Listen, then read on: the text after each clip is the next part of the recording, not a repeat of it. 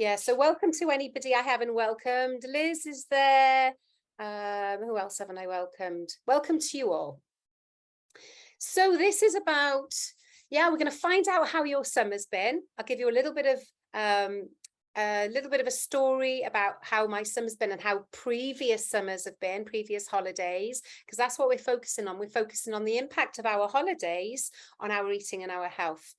I'm going to cover a lot.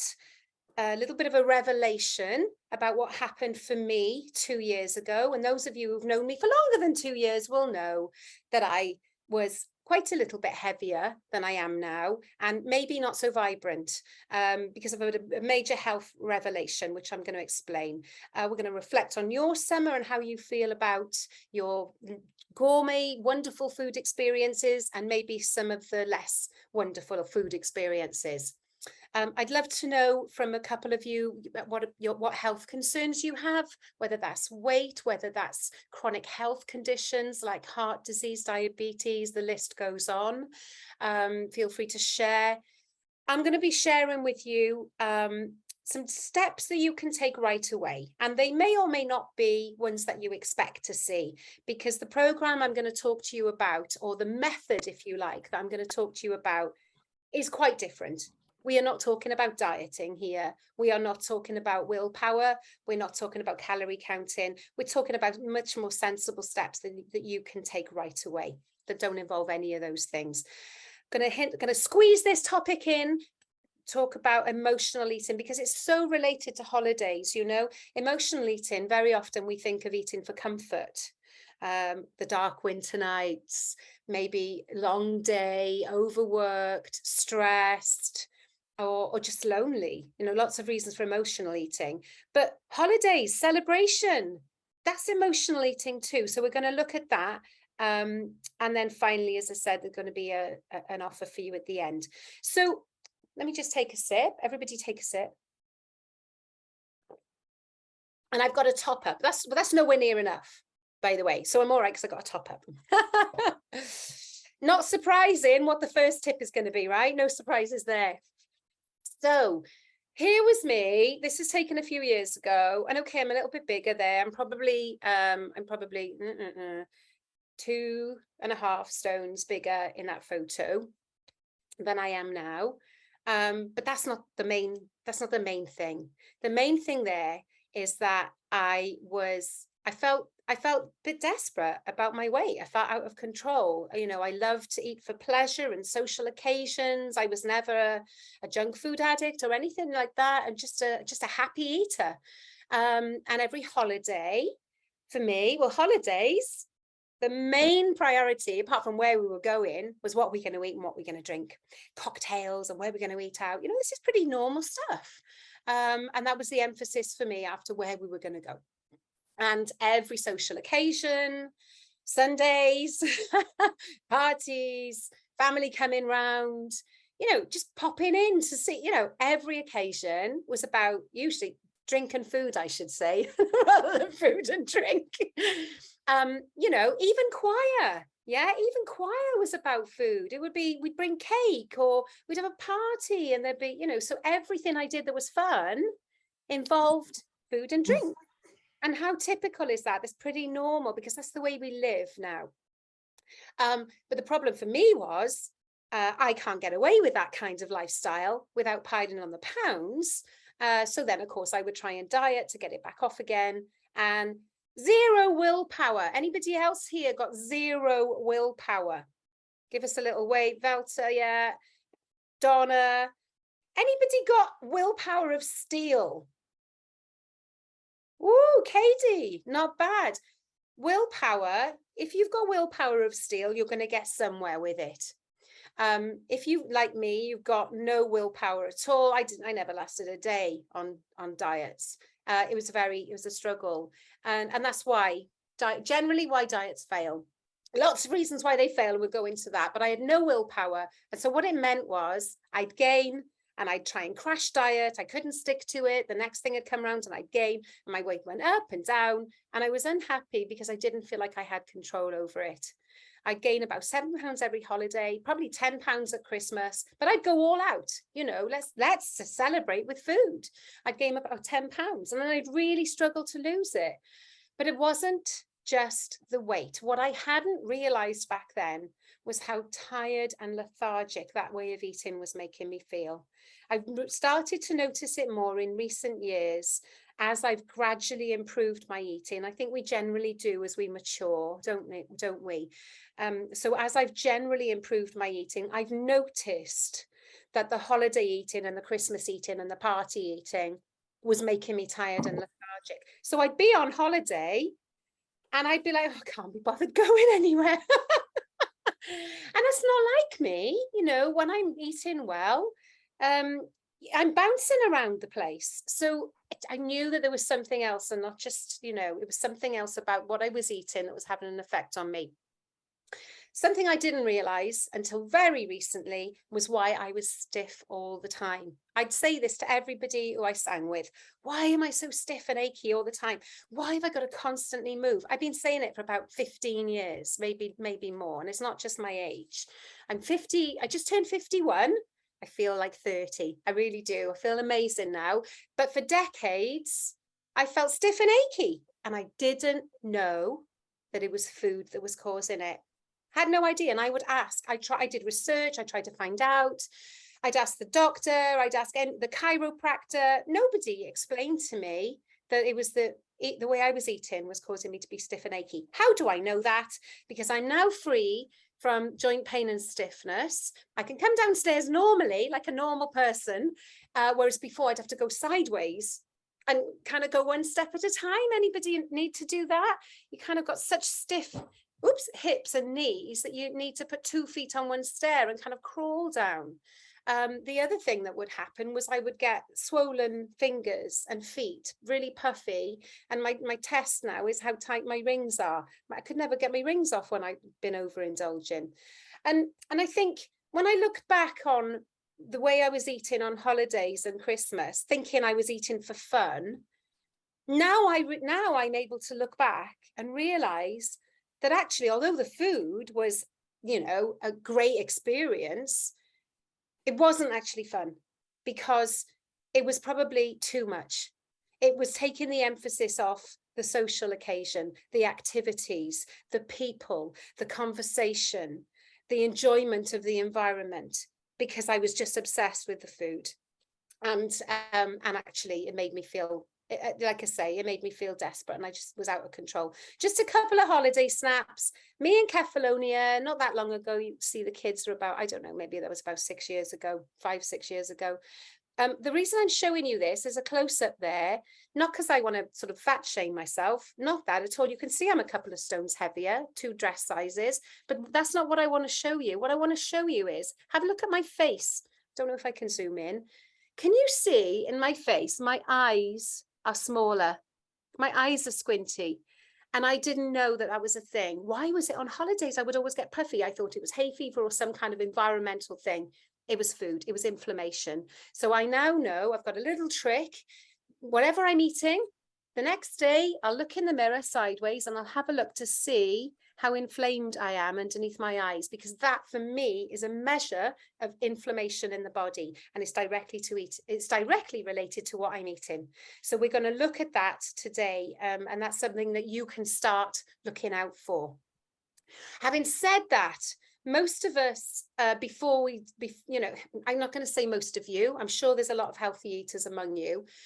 Most of the Western world, shall we say, are eating so badly, convenience food, junk food, that there's so many signals going on in the body: stiffness, inflammation, allergies, rhinitis, mucus, you know, you name it, that there's so many mixed signals that it's really difficult to look out for that one thing.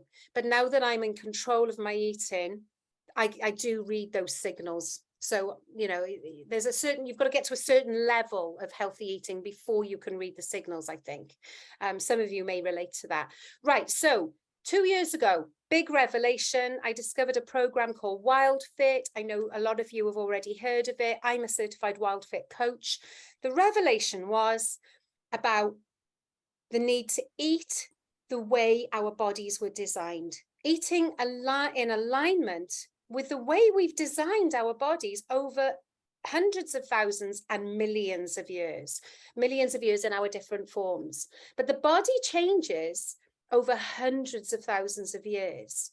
And so the way that food was provided on the planet hundreds of thousands of years ago is the way our bodies evolved to be fed. Does that make sense?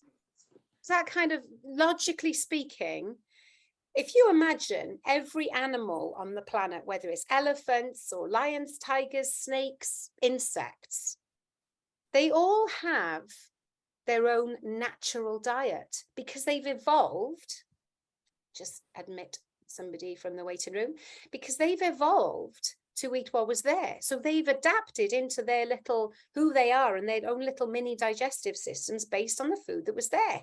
And that diet doesn't vary for that species. That diet stays the same if you observe any animal on the planet. And when you take that animal out of nature and put it in captivity, whatever kind of animal it is, and you try and replicate the natural diet, but you can't quite do it, that animal doesn't thrive, doesn't live a long life, and it gets chronic ailments. And that is what's happening to humans. It's like we're animals in captivity. When you look at how we're eating now compared to how we evolved to eat, it's so far removed that we're feeding ourselves the wrong diet for our bodies. And there's probably no surprise in that statement, but the closer you look at this, the more interesting it gets. So as part of my revelation, learning how nature was key for optimal health, rather than focusing on dieting for weight release.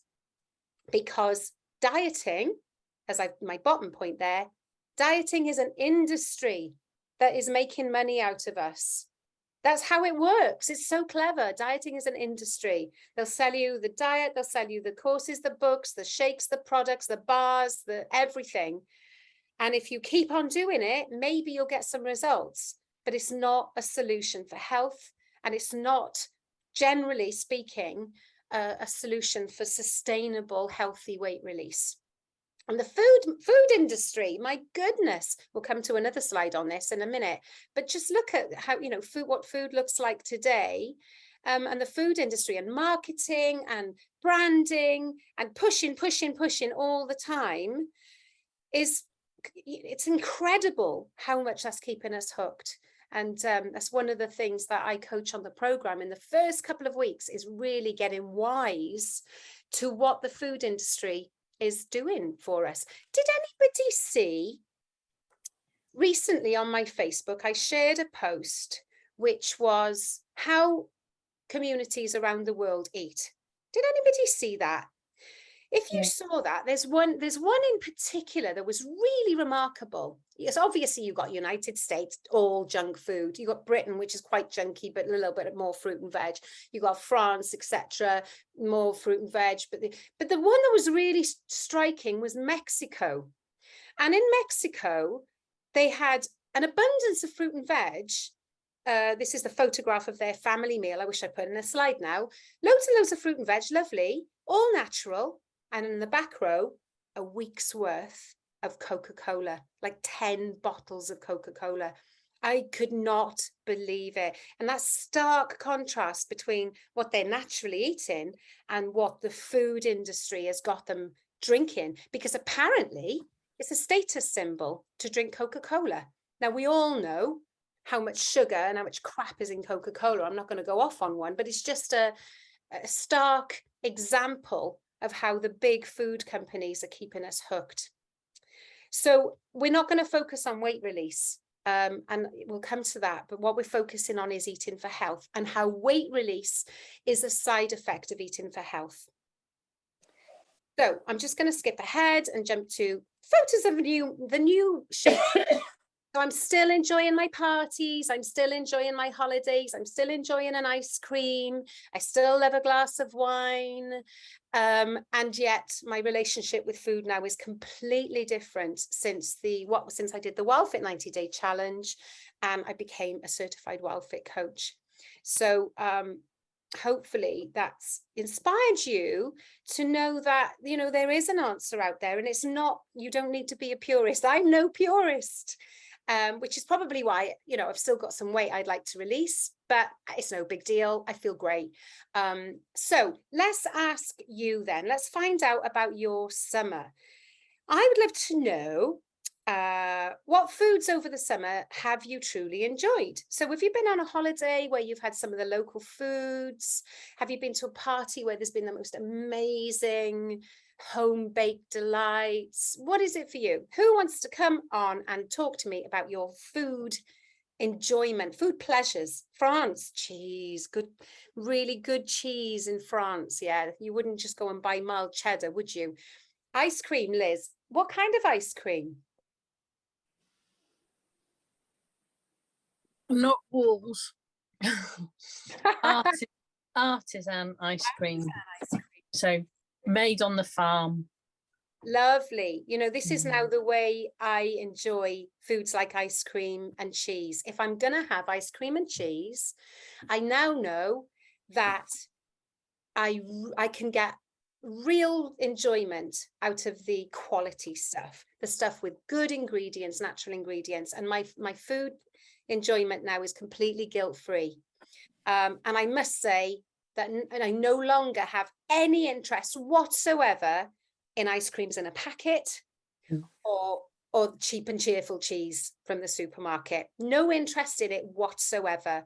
Though I no longer, I used to think I got pleasures out of those things, but actually I'm going to get you to focus in on whether it is actually pleasurable. So, so the quality of your food experience can increase with better consciousness and better awareness. Has anybody had any, has anybody, we all have, overindulgences over the summer? Anybody want to share a particular overindulgence? Maybe one that left you feeling unpleasant, maybe even regretful? Wine and beer. Too much wine and beer in one go, Liz?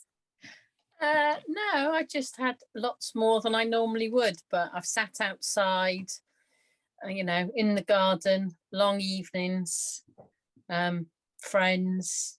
Yeah, so just, yeah, I've got a bottle here as well as my water. and how do you know when it's been too much in the way of wine and beer? I've got the same as you. My joints start to hurt, so I know I know it's time to put away the summer and get back onto my normal eating, because my joints are sore. I'm not sleeping as well. Yeah. And yeah. And it's worth me telling everybody that Liz has been on my program, so she's really in tune with how the different foods feel in her body. Is that right, Liz? Yeah. But I know how they feel. Sometimes I just have them anyway. Yeah, that's right. It's about freedom. I know that, I mean, I had a pizza in an Italian restaurant a few weeks ago because I really wanted steak or chicken and they didn't do it. It wasn't that kind of Italian restaurant. Turns out it was a pizza and pasta restaurant. I was really disappointed, but I didn't want a salad, because I'd just been to Unicorn Voice Camp with Dee and some others, and we lived on salads, and I love salads, but I just didn't want a salad in a restaurant on an occasion that time. I wanted something special from there, so I went for the pizza. I went for it consciously, knowing that it would make me feel bloated and inflamed, and it did. Food freedom. Would I do it again?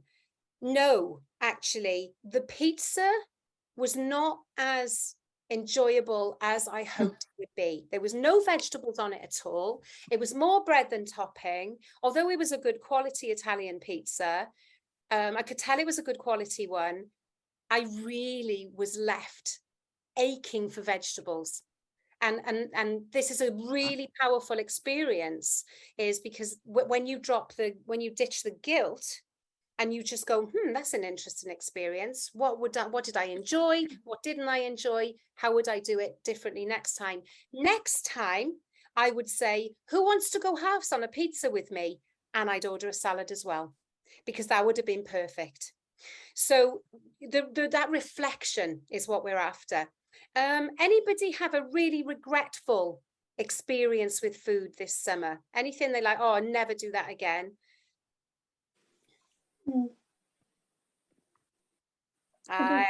Anyone? I had fish and chips this week and left me ill. Today I have been in bed all day. Have you really? Mm. And that was the fish and chips? Yeah. I must admit, I love fish and chips. Who loves fish and chips? Does anybody have fish and chips and then they've eaten too much and they're like, oh, I'm never eating fish and chips again? Yeah, it's one of those kind of, you just want to eat more and more and more, and you overdo it, don't you? And we know that that kind of food ends up making us feel very heavy, very bloated. That's not to say you can never enjoy fish and chips again, but there are better ways of enjoying fish and chips. So I'm sorry you felt really unwell after that, Donna, but how much of a powerful lesson was it? I most definitely. We went to the coast basically, and yeah, when you're at the coast, you've got to have fish and chips, really, haven't you? Food rules coming up. When you're at the seaside, you've got to have fish and chips, haven't you? And it's those rules that's another thing that controls us. And as Dee just said, it's the first 6 chips that are the best, aren't they? And then you start eating it and you think, oh, actually. So yeah, we can have really powerful experiences when we get conscious, when we ditch the guilt, because if we get, I'm going to come to this on another slide, but if we ditch the guilt, instead of going, oh, I shouldn't have had those fish and chips. Oh, what am I like? Oh, I'm always going to be overweight. I can't stick to anything, you know, that self-abuse. Instead of that keeps us busy with negative thinking. Ditch that. And, you know, you need a bit of training to ditch it, but this is the objective. Once you can get rid of that and you can go, interesting, fish and chips, won't do that quite the same next time. Next time, I'll only have 6 chips and half a piece of fish, and maybe I'll have a salad or whatever way you need to adapt it to make it a better food experience next time.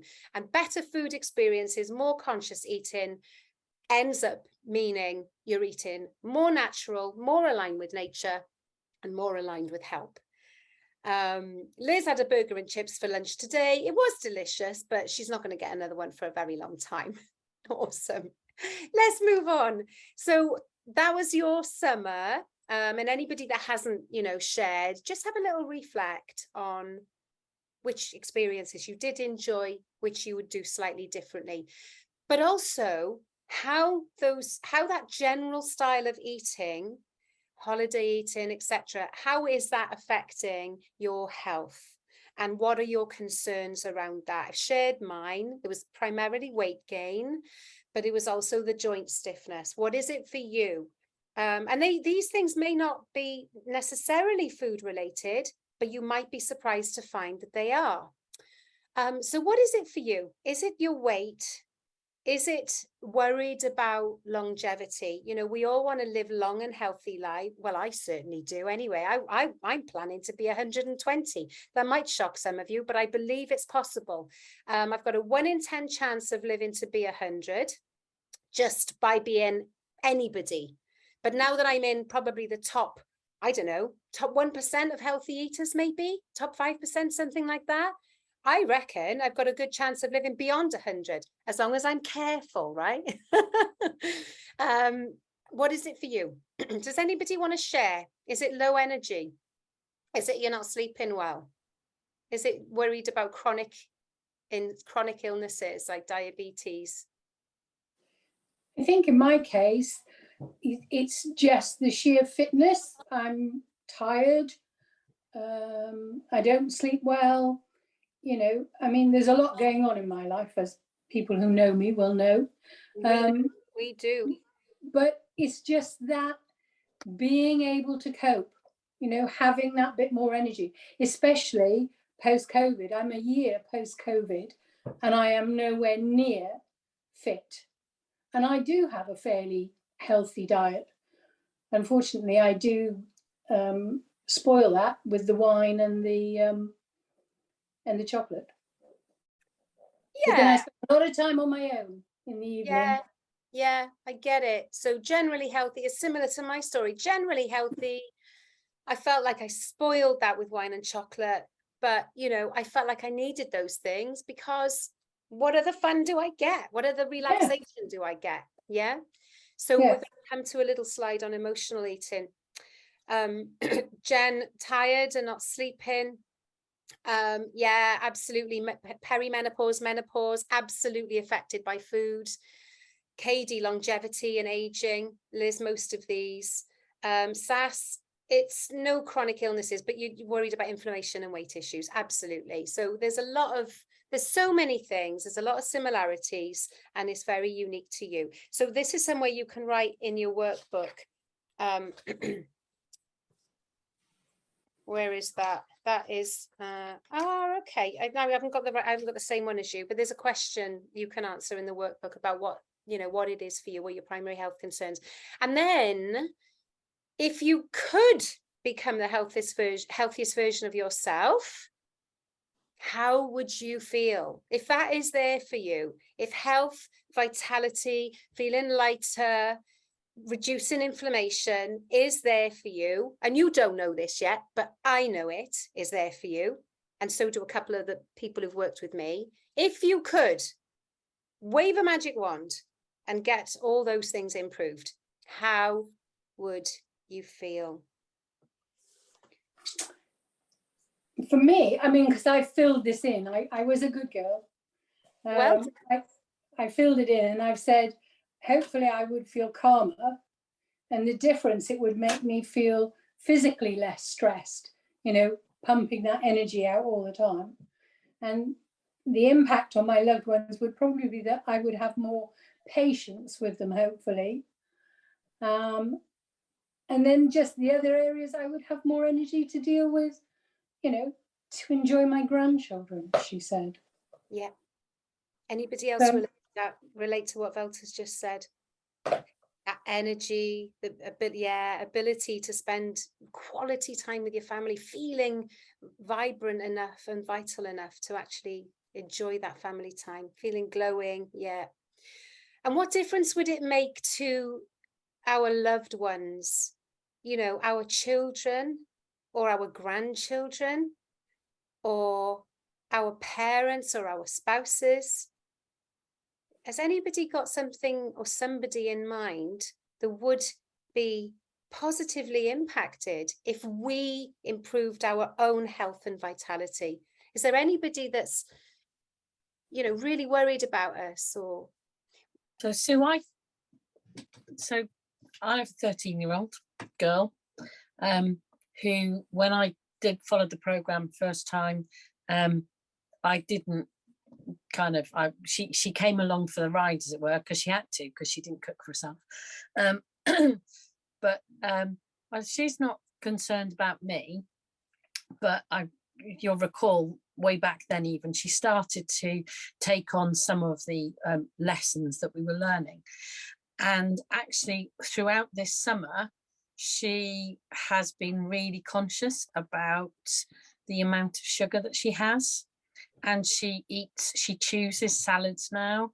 And when I've had some ice cream or some snacks or some nice, some of those things that we wouldn't normally have, she's often decided she doesn't want them, which is just amazing, because she has absorbed some of the learning, and she understands and realizes what she needs to do if she wants to be different.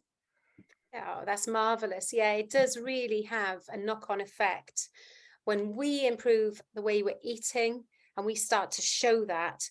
Other people are intrigued by it and they're like, oh, I'll have a piece of what you're doing, so it does have a knock-on effect. It's brilliant to see. I see it all the time. It's brilliant to see that children and partners and extended families start to notice and improve their eating habits as a result. So thank you, Liz. And what other areas of your life, can anybody think of something else in their life? Maybe it's your job, maybe it's your self-employment. I mean, I'd love to give Donna a little example from Donna, if I may, Donna. For example, Donna is a life coach, and she really wanted to have some great photos taken of her for social media. But when I met her, she said to me, there's no way I could have photos taken feeling like this. Do you want to tell us a bit about that, Donna? It's something that I've wanted to do for a long time, was to go into business for myself, be self-employed. And somebody had offered to do videography and pictures for me, and there's just no way. It just wasn't going to happen. At that point, I didn't even want to see myself, let alone see myself on the screen and share that with other people, and have something that is how I'm projecting myself to other people. No. And long story short, because this isn't intended to be a testimonial, just wanted to use this as an example of answering this question. How does the newfound health and weight release impact that aspect of your life? My whole life has just been completely changed. I'm doing a video shoot next weekend, actually. So I'll have all my branding video shoots. We'll have photography, but there is other things that I'm now happy to do. I'll do selfies, I'll do lives. It's completely changed the way that I present myself, and I'm happy to present myself. And when I wear my clothes, some of those clothes that I haven't been able to wear for maybe 8 years or so, but I actually feel good about myself. I feel healthy. It's been life-changing. Oh, well done, lovely. I'm so delighted for you. I know I say this again and again, and this wasn't intended to be a little slot for a testimonial, but just as an example of how it can change other aspects of your life when you're feeling more healthy, more vibrant. Just because of eating better. Okay, so thank you, Donna. Can anybody else think of any other aspect of their life, maybe put in the chat, that would improve with health and vitality? Anybody else? I'd love to give you another little example of somebody who was just 14 that joined my program. He was a couple of stones overweight and feeling very, very lethargic, and they've got a dog. And he felt that the dog was sad because he didn't really take the dog out for walks very often. So on his intake form, he put, and I said, what other areas of your life would improve? Or was it loved ones? Or who else would benefit? And he put the dog. How lovely was that? So there's so many reasons for wanting to improve our health. Sex life, great one. Sometimes comes up, of course. So there's lots of things, isn't there? So thank you for sharing, everybody. And there is somewhere you can write down your answers to this. So just really, really quickly, what is it you think holds you back? I'm not going to go to sharing because we're running out of time. Is it having too much fun? There's no such thing as having too much fun, everybody. I am the food fun guru. So you might think, oh, it's because I've got too many occasions. I used to say that a lot. If I didn't have all these social occasions, I would be fine. Is it because you can't get over that sugar addiction? Because the food industry is keeping us hooked because they put sugar in everything. It's not our fault. We're designed to crave sugar. Is it because you don't know, you're trying to do some kind of plan, but you're confused? Is it low carbon? Should I be calorie counting? Should I be doing more exercise, burning off the calories? So much conflicting information out there. Is it just a generally lack of motivation? Want to do it, can't be asked. That comes. That comes with that lethargy, that can't be botheredness, that lack of almost despondence comes with feeling heavy and generally low mojo. I get it, it's the same for a lot of people, most of us probably. Or is it that you've got no willpower? You can't stick to anything. That was me. Couldn't stick to anything. Didn't want exercise programs. Couldn't be asked. Diet. Don't you tell me what to eat. I'm not eating that low-fat, taste-free crap. I was a bit of a rebel. So anyway, let's move on. What is it that holds you back? And let's find out how we're going to sort this out. Whether, you know, let's focus on this reset after the summer. The first thing that we don't do is go on a diet, because if you go on a diet, who's done it before? You've been on a diet, maybe you've lost a few pounds, and then something comes up and you go, well, I'm not going to diet now because I've got this party or this holiday, so I'm off the diet. And when we're off the diet, what happens? We put it all back on and more. And there's scientific statistic evidence to prove that the average diet, people gain 3 pounds overall. I did. And I think it was a lifetime of dieting that made my weight go up and up and up. And when I eventually stopped dieting, long before I found WILDFIT, stopped dieting, started maintaining. At least I was maintaining my weight. Anyway, why don't diets work? Restriction, deprivation, willpower, and above all, it ignores the psychological and hormonal reasons for eating. And when you ignore those things, those are 95% of the problem. And it ignores that, and it just goes, here's what you eat, and you're meant to follow it. And they don't take into account all those strong, powerful driving factors that make us want to eat the wrong stuff or too much of it. And another thing about the diet mentality that helps us, keeps us stuck, as I've mentioned before, is guilt. We don't do guilt. Guilt is not helpful. Guilt is something that keeps us stuck in any area of life. Whenever you're looking at behavior change, if you're absorbed in guilt, you're not doing the work that is required to drive that behavior change. Guilt is never going to do it. It might temporarily, but it's not going to work. It's like willpower. It's not going to work in the long term. We need to get rid of guilt and start enjoying our food, but in a more healthy way. Dieting is not the answer. So what is the answer?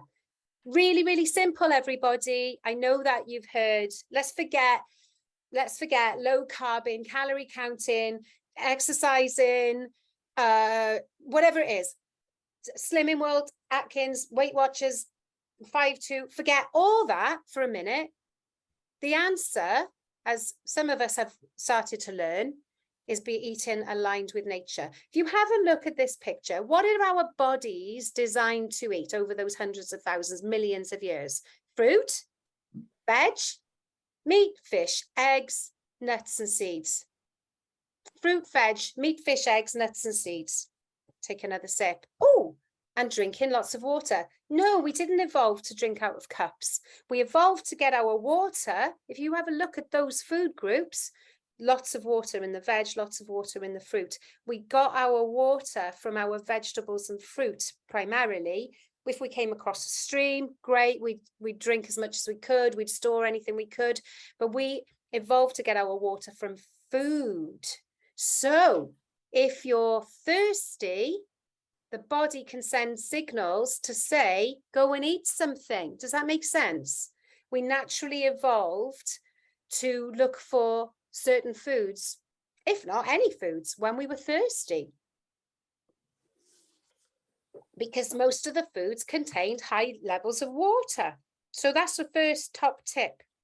I know you've heard it before, but it is actually true. And I was a doubter.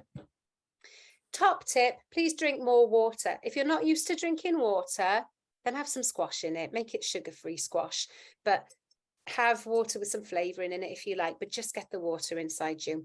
But this is what we're designed to eat. And what does food look like today? Voila. Packets, jars, tins, powdered this, processed that, sugar in everything.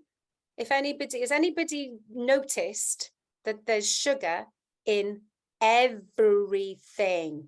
If you try and, like my students do, if you try and go up and down the aisles of the supermarket looking for the sugar-free, and I don't mean replacing sugar with artificial sweeteners, I mean the products that don't have added sugar, you'll spend hours and hours and hours before you find one. The only products that don't contain sugar is things that contain one ingredient, like peas or pasta. You know, maybe no sugar in those. Everything else you see in that picture got sugar in, believe it or not. Even the chips, probably, maybe not all of chips, but so the chips that have got some kind of seasoning on, sugar. Crisps, sugar. Bread, sugar. So not all bread, but have a look at the labels. Sue, milk was one of my big things. I've said in the chat, those lattes, yeah, weren't serving me at all. When you realise and learn just how much there is, yeah, that was a game changer for me.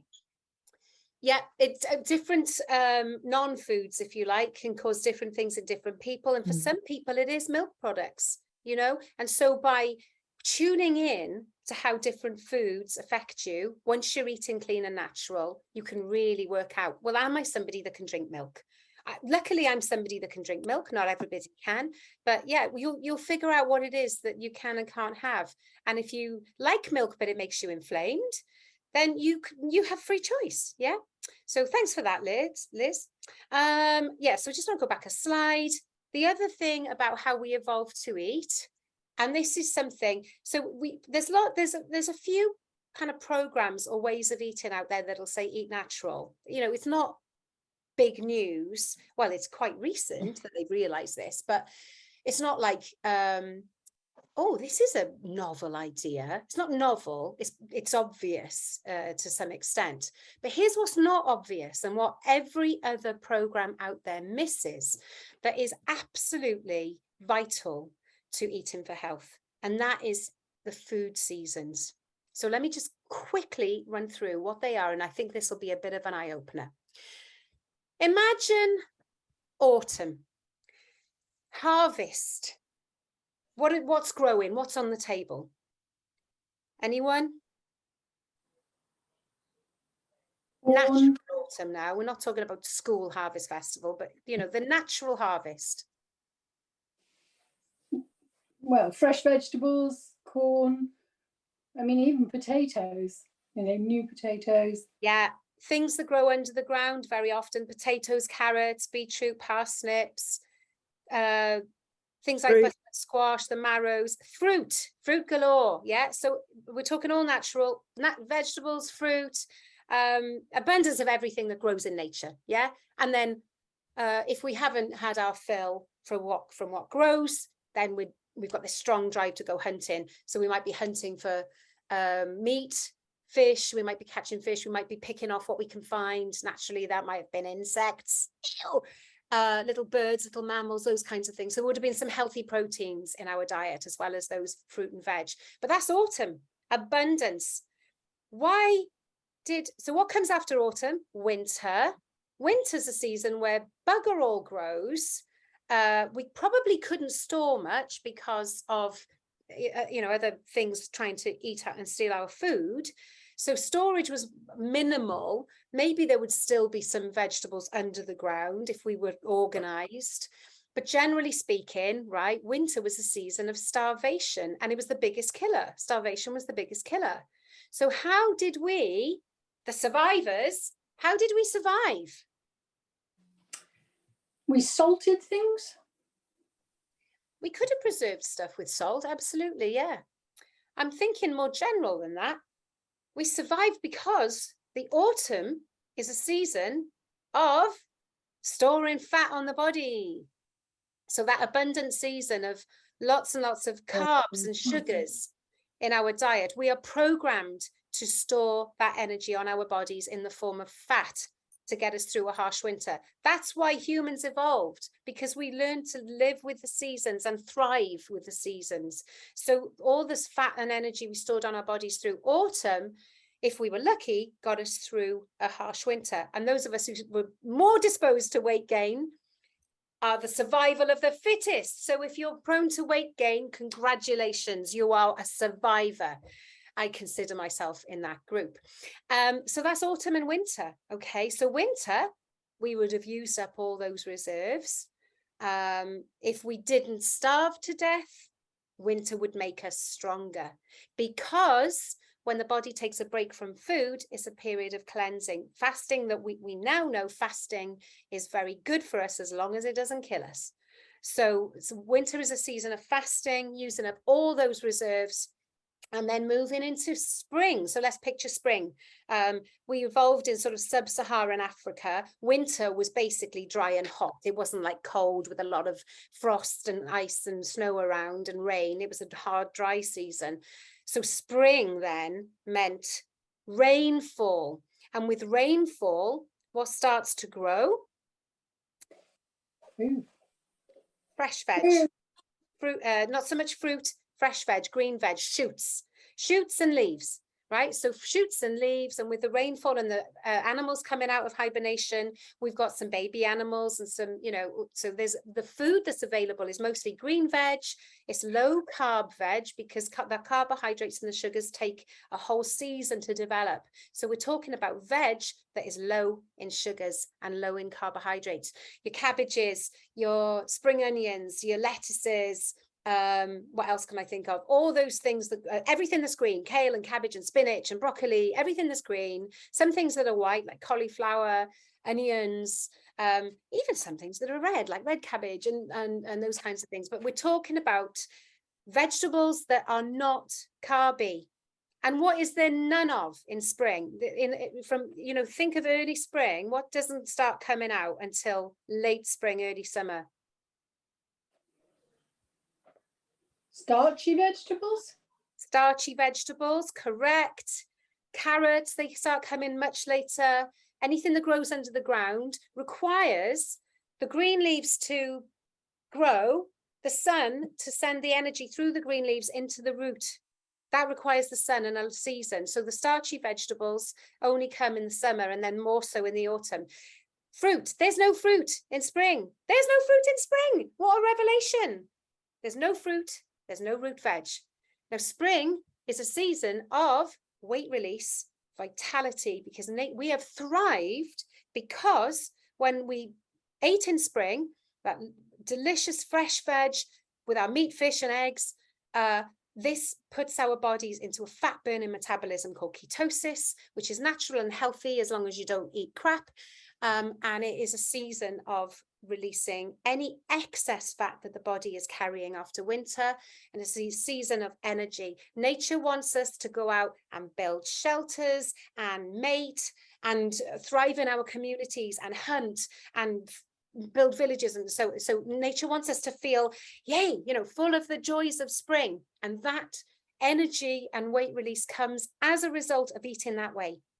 So we teach the 4 different food seasons and the health benefits of each one. Summer, it's a balance between spring and autumn. It's slightly carby. There's some berries, low sugar fruits, some root veg. But the most important contrast to get a grip on is how it's absolutely natural to thrive on carbs at some of the year and thrive on low carb and high protein other parts of the year. Our bodies probably don't care what the weather's like or what time of the year it is on the calendar. So actually we're free to experience spring anytime. So when I talk about WILDFIT Spring, me and my membership are going into WILDFIT Spring in about a week because we want to reset, we want to release weight, we want to feel energized again. We don't live our lives in spring. So anybody that you know, or if maybe, has anybody done a low carb diet before? If anybody, yeah, if you've done a low carb diet before, low carb diets do work. Yeah, I'm not knocking them. Low carb diets do work to release weight. But if you're not eating a healthy, natural low carb diet, which is our natural spring, you could be eating a lot of junk. And I know that a lot of the low carb diets have junky things like muffins made out of a lot of cream and butter and artificial sweetener. It works because keto burns fat, but it's not necessarily the healthiest thing. And we're not designed to live our whole lives in ketosis. So low carb, this is what the low carb community are missing. And I wish I could just share this with them. We're not meant to eat that way all year round. There's autumn as well. We need the fruit, we need the root veg, but not all at the same time. Make sense, everybody? So we have different digestive environments, and the digestive juices and enzymes and your gut microbiome change depending on which season you're eating, okay? So that's the health benefits of the different seasons. Let's move on. So I can't teach you in 1 hour how to eat in spring, in autumn, but you've got some tips, you've got some pointers. The biggest takeaway needs to be eating as natural as you can. Guilt-free on anything else you have, but maximize the nutrition through eating as natural as you can. So let's go through the list. We've said drinking water. These are your steps that you can take right away. We've said drinking more water, get more water in you, more than you think. Yes, you'll wee for Britain to start with, but after a while, you'll realize how much you need it. Please, please, please don't eat for calorie restriction. It's never going to work in the long term. Eat for health. And we know how to eat for health, generally speaking. We eat natural. The more natural you can eat, the healthier it is. Maximize your nutrition by minimizing the filler foods. So when you're filling up, oh, that doesn't make me full if I don't have the bread or if I don't have the pasta. You know, I'm not victimizing bread and pasta, demonizing. But when you have a lot of the filler foods, there's less space in your tummy for the things that have the nutrients in, and the things that have the nutrients in are the meat, fish, eggs, nuts, seeds, veg, and fruit. So we want to maximize those things and minimize the filler foods. And I'm not demonizing any food except maybe Coca-Cola and sugar. But top tip number 4, it's more important to increase the good stuff than it is to decrease the bad stuff. Okay, so you can continue having your chocolate and your wine and whatever it is you like if you increase the good stuff. So that's the top tip. How you do that, well, that's another whole program. Ditch the guilt, tune into your eating, whether you're really enjoying the food or whether you're just going through the motions. And here's a novel idea. Some of us enjoy food prep, some of us enjoy cooking, others, maybe more of us, feel like food prep and cooking is a bit onerous, is a bit laborious, a bit of a chore.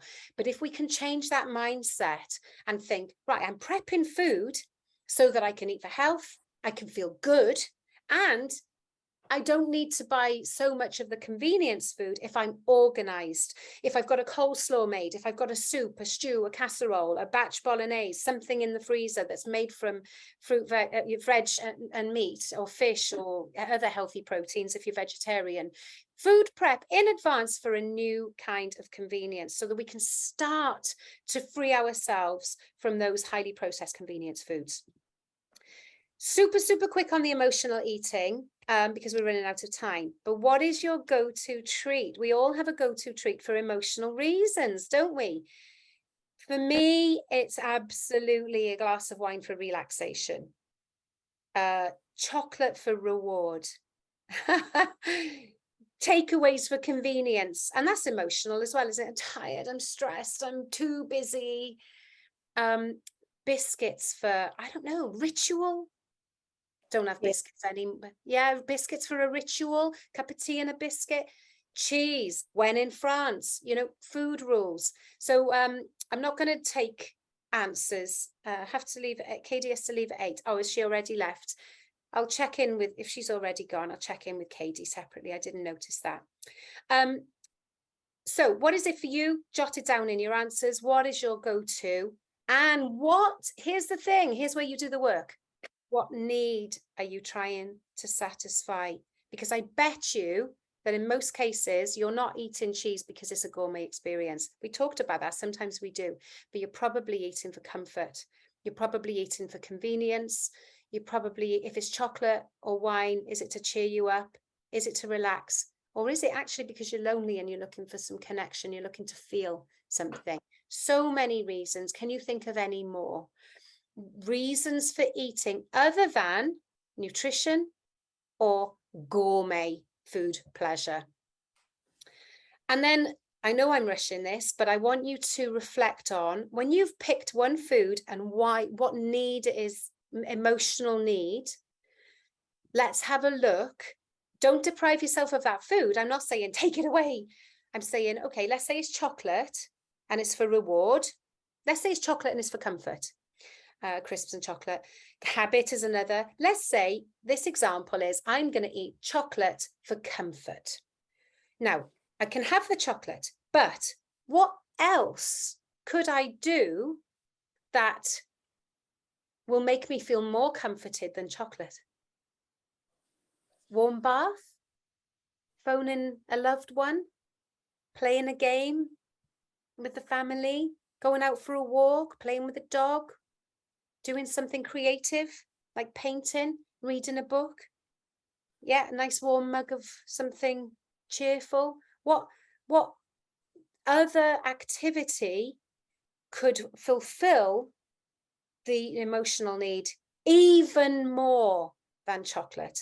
And if you still want the chocolate, have it. Because if you say, I'm not having the chocolate, then it's going to be stress. And you don't want that.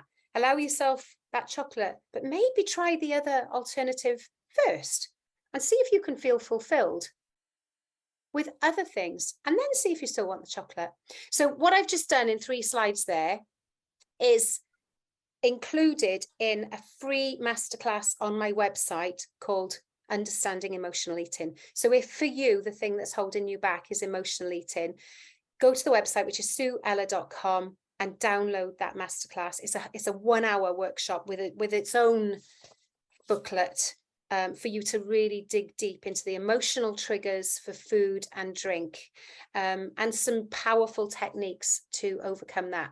And as you might have guessed, what emotional eating is something that we look closely on the challenge. So I said I would just spend the last 5-10 minutes talking about my 90-day challenge for anybody who, so if you've got what you need from the tips that I've given, you know, go off and implement those. And, you know, I hope that helps, and it will help. But for anybody that is like, right, okay, I really want to sort this out and quickly. I want to do this now. I'm ready to make a change. I've got a 90-day challenge coming up. I only run it 4 or 5 times a year. The next one is on the 12th of September. I'll talk to you a bit about that now.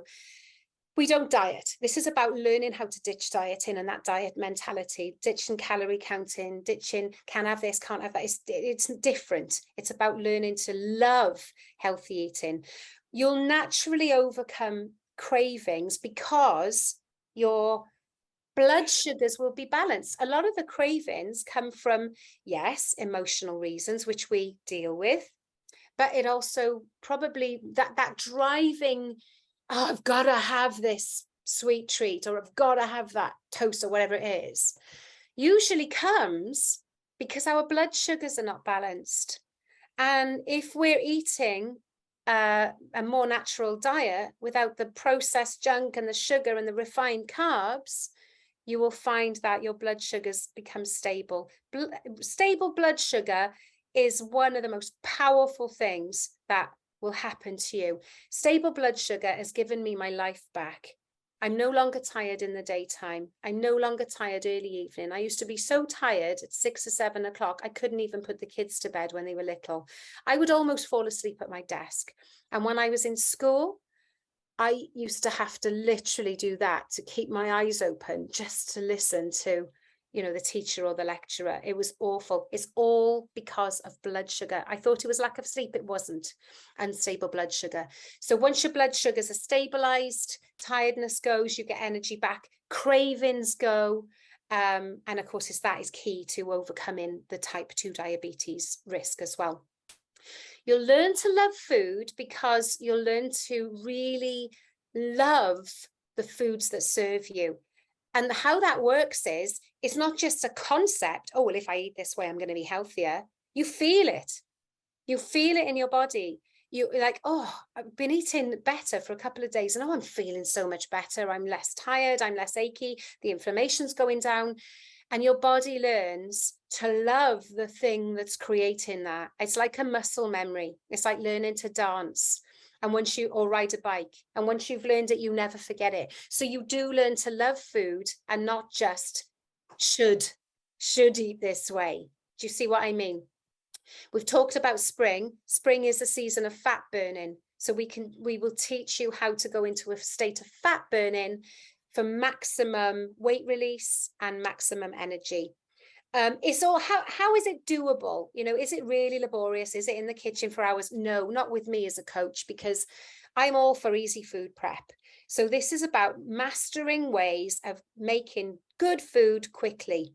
So I have my sets of food that I teach people to make. It's all the normal foods that you love: your bologneses, your stir fries, your curries, your soups, your casseroles, anything that you normally make, your meat, your fish, your veg, whatever it is you normally have. It's that, but done with more veg, healthier proteins, and fast and batch prepping as well. So we get it quick and easy. And yeah, you'll learn to find your mojo again. So I just want to share with you picture of my April class. This isn't all of them. There were 17 of them, with their single biggest success on a card for this photo. I'll just read you a couple. Amanda, 2 stones lighter in 90 days. Hazel dropped a dress size. Grace, bottom left, 36 pounds. I mean, to be fair to Grace, she had a lot of weight that she wanted to release. 36 pounds is the upper end of what's possible in 90 days. Natalie, food freedom, freedom from binge eating, freedom from cravings, and just feeling, I can't read the small print there, but just feeling like she's finally found the answer. 3 inches off waist. Helen was able to do hula hoop again. She used to be a hula hoop champion, but she gained so much weight that she just couldn't hula hoop. And now she's hula hooping for Britain, not literally for Britain, but you know what I mean. 28 pounds there, Hayley. Effortless weight release. And more energy. So there's lots and lots of things there. So these are very, very real outcomes. I've coached around 80 people so far. And I've got pretty much 100% success rate. So far, I haven't had a blip on that track record. The WILDFIT 90-day challenge is what we're talking about. It's a 13-week program. It starts on the 12th of September. There won't be another one until January. Unless maybe I can squeeze one in there. I can do one-to-ones. I can always do one-to-ones, but we're talking about a group program here. Small group, usually less than 20 people. It might go slightly over depending on how well I do with my promo. So what you get is the training from WILDFIT. It's the WILDFIT 90-day challenge, which you can get independent of my coaching. Okay, so I'm just licensed to coach that program. The WILDFIT coaches, we're a close family. I get training. You know, I'm trained as a coach every single week, and I know every other WILDFIT coach in the world. So we're a close family. But what you'll get is the WILDFIT 90-day challenge training program, which you get to keep for life. So that's training every day for the first couple of weeks, and then after that it's like Monday, Friday. So it's not too onerous, but the first couple of weeks is an intensive. But you get to keep that training program, so you can retake the program at some point in the future if you wanted to. The coaching side of it is with me, and that's just like this in a little Zoom group. If we get 20 on the program, on the Zoom call, we'll probably get about 12, which means that everybody gets a good check-in with me. And that happens at least twice a week, Monday and Friday. But in the first 2 weeks, there's a Wednesday as well, which is optional. So it's quite an intensive, they're 1 hour. Small group support. We put you in a lovely Facebook group with your other participants. Not everybody loves Facebook. You don't have to. But if you want that support in between coaching calls, that's there, that support is available from me and your fellow students in the Facebook group. And by working with a coach, it'll dramatically increase your chance of success. I say chance, everybody gets success on this program. What I mean is it'll dramatically increase your success by working with a coach, because I make it all completely doable. And you've heard from a couple of people who've worked with me before. So Donna, I didn't put your testimony on here, and now you've showed up. I wish that I did. But quickly, super quickly, Biddy is another natural voice leader, £28 released in 90 days. But the main thing for Biddy was inflammation. She had post-COVID inflammation. It was debilitating. 90-day challenge, halfway through, all inflammation and joint pain miraculously gone. It's not miraculous. It's how it works. Biddy's full of energy, feeling completely inspired and motivated, and she completed over a year ago, and she's living this lifestyle now absolutely brilliantly. Kate and James, who we know and love from Woodland Voices, don't we, Jen? Absolutely gorgeous family, and had a lot of weight to release. And so between them, it was about 5 stones. And still going, you know, in my membership now, and still releasing happily, completely changed their food, their relationship with food. And lovely Daniel, who's about 10, I think, even his eating has improved. And of course, he wasn't on the program, but he's now doing and proud, turning down things that contain sugar because he just doesn't need them anymore.